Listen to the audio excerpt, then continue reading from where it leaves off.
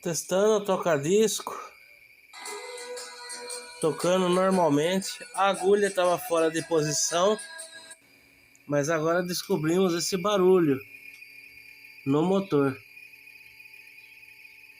Esse barulho dá interferência lá na saída de áudio. Então vamos desmontar para ver o que está acontecendo. Possivelmente lubrificação do eixo do induzido.